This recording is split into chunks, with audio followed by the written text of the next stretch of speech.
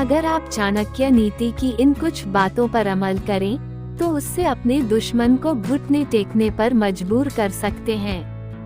सफल व्यक्ति के दुश्मन तो होते ही हैं, लेकिन ऐसे लोगों के भी कई दुश्मन होते हैं जो सफल होने की राह में आगे बढ़ रहे होते हैं। जाहिर है कई बार ये दुश्मन तगड़ा नुकसान पहुंचाते हैं। ऐसे में जरूरी है कि खुद को अपने शत्रुओं से बचाकर रखा जाए। महान कूटनीतिज्ञ आचार्य चाणक्य ने शत्रु से बचने और शत्रु को मात देने के खास तरीके बताए हैं। यदि उन्हें अपना लिया जाए तो ताकतवर से ताकतवर दुश्मन भी आपके आगे घुटने टेक देगा। अनुलोमेन बलेन प्रतिलोमेन दुर्जनम आत्मतुल्य बलम शत्रु विनयन बलेन वा।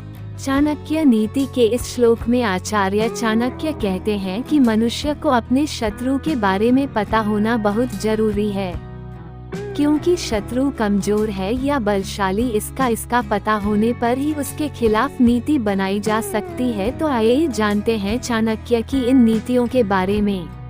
शत्रु को कम न समझें। आचार्य चाणक्य कहते हैं कि कभी भी अपने दुश्मन को कम न समझें।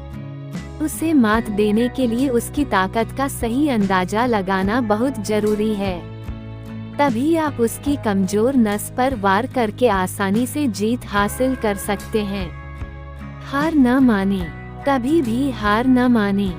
दुश्मन चाहे कितना भी शक्तिशाली हो, घबराए नहीं। न ही ताकतवर दुश्मन को देखकर हिम्मत हारे। अपनी हिम्मत और बुद्धिमानी का उपयोग करके अपनी ताकत बढ़ाएं। एक न एक दिन दुश्मन आपके आगे घुटने जरूर टेक देगा। खुद पर भरोसा रखें। ताकतवर दुश्मन का सामना करने के लिए और उसे हराने के लिए खुद पर यकीन होना बहुत जरूरी है, क्योंकि शत्रु कभी न कभी गलती करेगा और आप उसका फायदा उठाकर जीत हासिल कर लेंगे। गुस्से पर हो काबू। गुस्सा जीता हुआ युद्ध भी हरा सकता है।